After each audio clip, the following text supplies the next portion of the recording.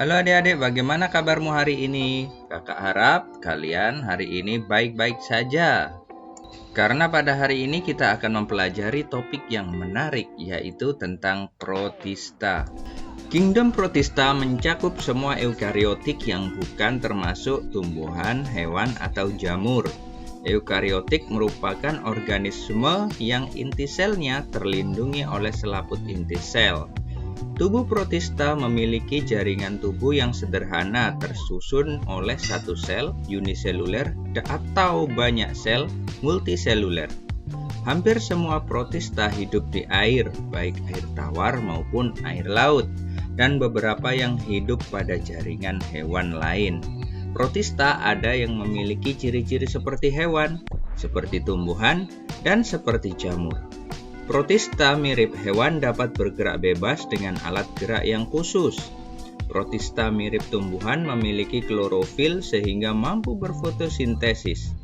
Protista mirip jamur memiliki siklus hidup dengan fase muda seperti amuba dan reproduksinya mirip jamur. Protista menduduki peranan yang penting bagi kehidupan lainnya. Beberapa protista merupakan kelompok organisme autotrof sehingga mampu memberikan energi bagi makhluk hidup heterotrof. Banyak anggota protista yang enak dimakan dan menjadi sumber protein alternatif bagi manusia. Ada pula yang dapat diolah menjadi minuman, menghasilkan bahan-bahan industri, dan membantu menyuburkan tanah. Namun, tak sedikit protista yang merugikan organisme lain karena bersifat parasit dan membawa penyakit. Oke, mari kita bahas protista yang pertama. Protista mirip hewan. Protista yang menyerupai hewan dikenal dengan sebutan protozoa. Protozoa berasal dari kata proto, mula-mula, dan zoon, hewan, karena dianggap organisme yang pertama kali terbentuk di bumi. Ciri-ciri protozoa antara lain berukuran mikroskopis antara 3 sampai 1000 mikron. Sel umumnya terdiri dari membran sel, sitoplasma, vakuola makanan, vakuola kontraktil, dan inti sel. Tidak memiliki dinding sel. Tidak memiliki kloroplas. Bersifat heterotrof. Beberapa ada yang saprofit. Umumnya memiliki alat gerak khusus seperti kaki semu, bulu cambuk, dan bulu getar. Reproduksi seksual dengan konjugasi dan aseksual dengan pembelahan biner.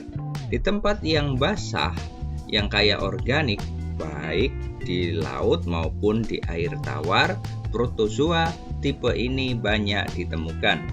Jenis protozoa yang sangat beragam dikelompokkan ke dalam 4 kelas berdasarkan alat geraknya, yaitu Rhizopoda, Ciliata, Flagellata, dan Sporozoa. Rhizopoda. Rhizopoda merupakan protozoa yang memiliki alat gerak berupa pseudopodia. Bentuk sel rhizopoda berubah-ubah saat diam dan bergerak. Rhizopoda melakukan reproduksi aseksual dengan pembelahan biner. Apalagi kondisi tidak menguntungkan, maka rhizopoda akan membentuk kista. Umumnya, rhizopoda hidup bebas di dalam tanah yang lembab dan di lingkungan air, baik air tawar maupun air laut. Contoh rhizopoda antara lain Amoeba proteus yang hidup bebas di tanah, Nifuglia yang hidup di air tawar, Entamoeba histolica penyebab penyakit disentri, serta Entamoeba gingivalis yang hidup di dalam mulut manusia dan merupakan salah satu penyebab radang pada gusi. Flagellata. Flagellata bergerak menggunakan bulu cambuk atau flagel. Bentuk tubuh flagellata tetap karena dilindungi oleh pelikel. Flagellata berkembang biak secara pembelahan biner membujur. Di antara flagellata ada yang hidup bebas, ada pula yang hidup bersimbiosis dengan tubuh hewan. Tetapi kebanyakan bersifat parasit, bergerak menggunakan bulu cambuk.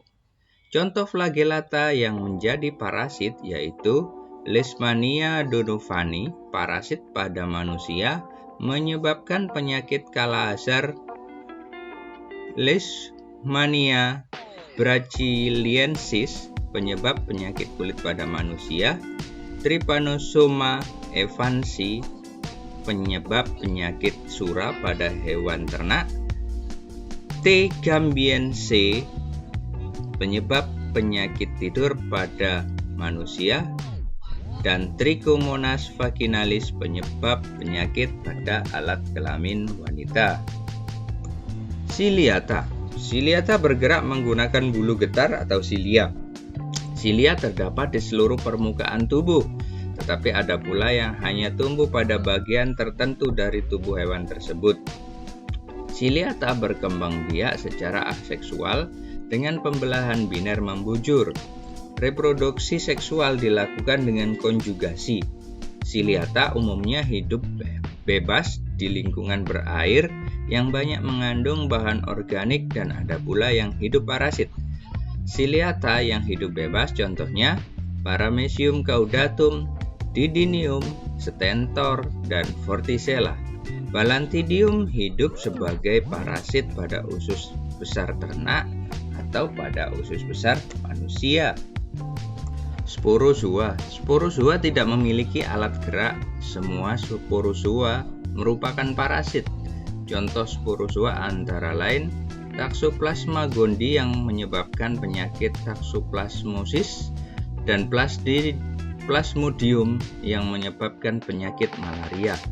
Dikenal 4 jenis Plasmodium yang menyebabkan penyakit malaria, yaitu Plasmodium vivax yang menyebabkan penyakit malaria tertiana, Plasmodium falciparum penyakit malaria tropicana, dan Plasmodium malaria penyebab penyakit malaria quartana. Protista tipe kedua adalah protista mirip tumbuhan. Protista mirip tumbuhan dikenal dengan sebutan alga. Alga memiliki ciri-ciri sebagai berikut. Uniseluler atau multiseluler, tubuh berbentuk talus, tidak memiliki akar, batang, dan daun yang sejati, memiliki plastida terutama kloroplas untuk fotosintesis, bersifat autotrof, ada yang hidup sendiri soliter atau berkoloni, reproduksi seksual dengan penyatuan dua gamet yang berbeda jenis, sedangkan reproduksi aseksual dengan pembelahan biner, fragmentasi, dan pembentukan spora. Habitat dari protista mirip tumbuhan kebanyakan di air tawar, air laut, atau menempel pada tempat yang basah dan lembab. Berdasarkan pigmen dominan yang dimilikinya, alga dibedakan menjadi beberapa divisi antara lain Euglenophyta. Euglenophyta sejatinya memiliki ciri yang menyerupai hewan maupun tumbuhan. Dianggap mirip hewan karena memiliki satu bulu cambuk yang keluar dari mulutnya. Dianggap mirip tumbuhan karena memiliki klorofil dan mampu berfotosintesis. Euglenophyta memiliki bintik mata berbentuk piringan yang dilapisi pigmen merah, vicobilin, yang berfungsi sebagai fotoreseptor. Contoh Euglenophyta yang terkenal adalah Euglena. Euglena dapat dijumpai di air tawar, di sawah, atau di air yang tergenang. Chlorophyta atau ganggang hijau merupakan ganggang uniseluler maupun multiseluler yang memiliki klorofil yang dominan sehingga berwarna hijau. Selain klorofil A dan klorofil B, terdapat pula pigmen karotin dan xanthofil. Jenis ganggang ini hampir 90% hidup di air tawar dan 10% hidup di air laut sebagai plankton, menempel pada batuan atau tumbuhan lain. Contoh Chlorophyta antara lain Chlorella, Chlorococcum, Chlamydomonas, Volvox globator, Hydrodiction, dan Spirogyra. Rhodophyta merupakan ganggang yang bersel banyak multiseluler, memiliki klorofil A dan B dengan pigmen dominan merah, phycoerythrin, dan karotin. Bentuk tubuh yang menyerupai tumbuhan tinggi dan hidup di laut, banyak dimanfaatkan manusia untuk bahan makanan, agar-agar. Cara reproduksi ganggang merah secara vegetatif dengan membentuk spora dan secara generatif dengan anisogami. Jenis-jenis alga merah yang terkenal antara lain Euchemus spinosum sebagai bahan pembuat agar-agar banyak terdapat di perairan Indonesia. Gelidium sp dan Glaciraria sebagai bahan pembuat agar-agar banyak terdapat di perairan yang memiliki air dengan suhu agak dingin. Phaeophyta. Phaeophyta umumnya ganggang coklat bersel banyak multiseluler dengan pigmen coklat fukosantin yang dominan di samping memiliki klorofil A dan B. Bentuk tubuhnya yang menyerupai tumbuhan tingkat tinggi karena memiliki bagian menyerupai akar, batang, dan daun membuat ganggang ini mudah dikenali. Banyak ditemukan di pantai dan perairan laut dangkal. Cara reproduksi ganggang coklat secara vegetatif dengan fragmentasi dan generatif melalui isogami dan oogami.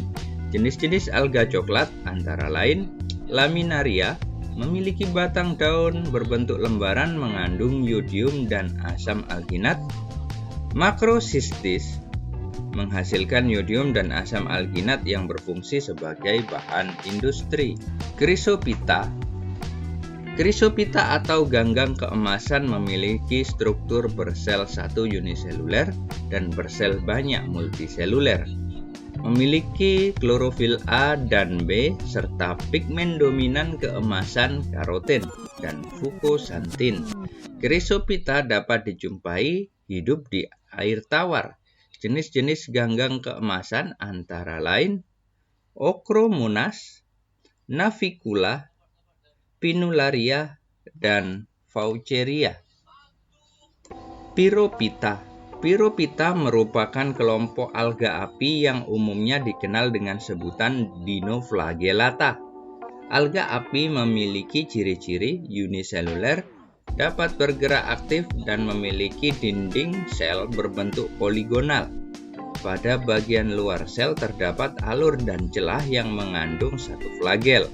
Plastida mengandung klorofil dan pigmen coklat kekuningan. Alga api berkembang biak dengan membelah diri, habitat di laut dan sebagian kecil perairan tawar. Contoh alga ini adalah Peridinium, Gymnodinium, dan Cerastium. Protista tipe ketiga adalah protista mirip jamur. Protista mirip jamur dibagi ke dalam dua filum yaitu Myxomycota, jamur lendir, dan Oomycota, jamur air. Keduanya tidak dimasukkan ke dalam kingdom fungi karena struktur tubuh dan cara reproduksinya berbeda dengan fungi. Kelompok ini memiliki ciri-ciri aktif seperti amuba yang akan berkembang menjadi fase multiseluler dan akan menghasilkan spora. Myxomycota.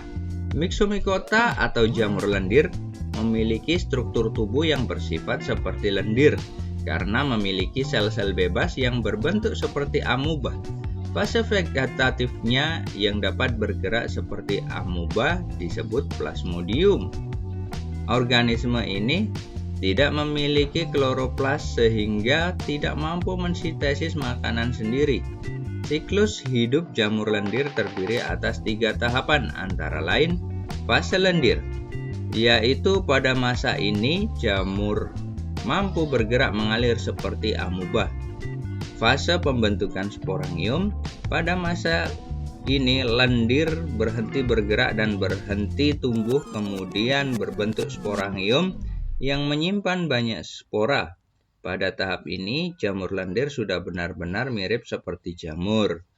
Fase pertumbuhan spora, pada fase ini spora berkembang di dalam air dan atau pada lingkungan yang basah, memiliki beberapa sel kembara yang berbulu cambuk, Myxoflagellata, atau yang tanpa bulu cambuk, Myxoamuba. Contoh jamur lendir adalah Dictyostelium dicoideum.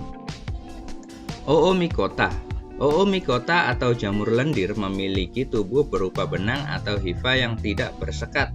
bercabang-cabang, dan memiliki banyak inti. Habitatnya di air. Beberapa menjadi saprofit di bangkai ikan atau serangga.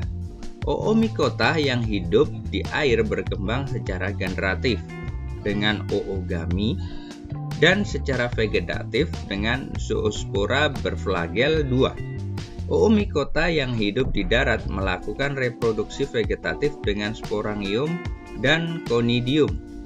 Contoh jamur air antara lain Saprolegnia, Phytophthora, dan Pythium.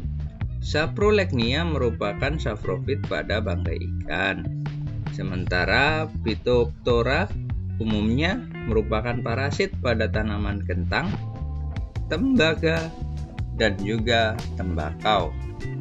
Nah, setelah mendengarkan uraian dari kakak tadi, apakah adik-adik sudah mulai memiliki gambaran tentang protista? Mari kita buktikan apakah kalian sudah memiliki pemahaman yang cukup atau belum.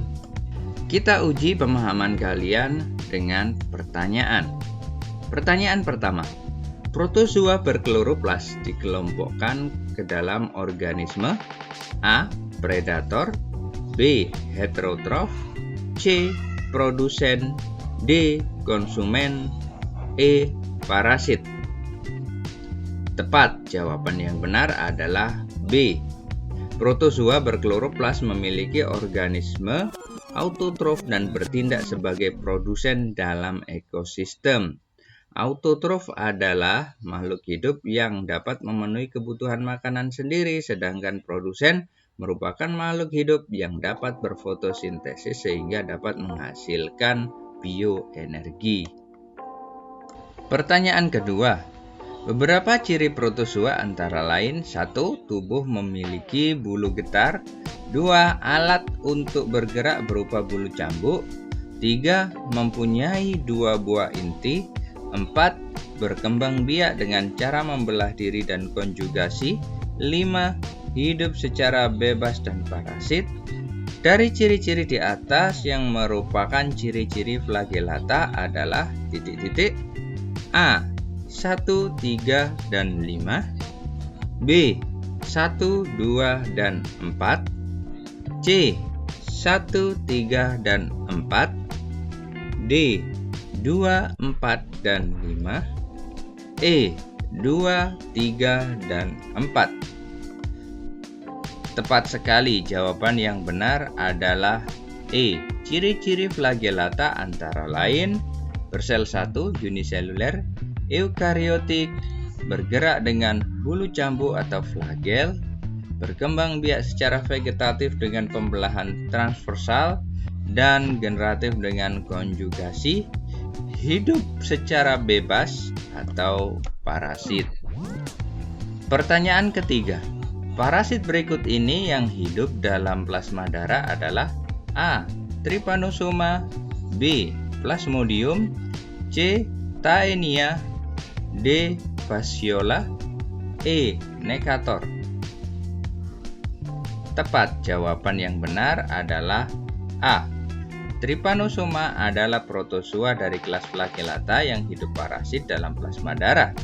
Contohnya, Trypanosoma gambiense, parasit pada plasma darah manusia dan menyebabkan penyakit tidur. Nah, kita sudah menguji pemahaman kita. Kakak harap adik-adik sudah memiliki kemampuan tentang protista yang cukup. Namun, tidak hanya berhenti belajar dengan ini saja, kalian juga bisa mengembangkan, mengeksplor pengetahuan kalian tentang protista melalui media belajar yang lain, seperti video ataupun buku referensi yang membahas tentang protista. Jadi sudah saatnya kakak menutup perjumpaan kita kali ini dan akan beranjak ke topik yang lain pada pertemuan berikutnya. Terima kasih, selamat belajar dan tetap semangat.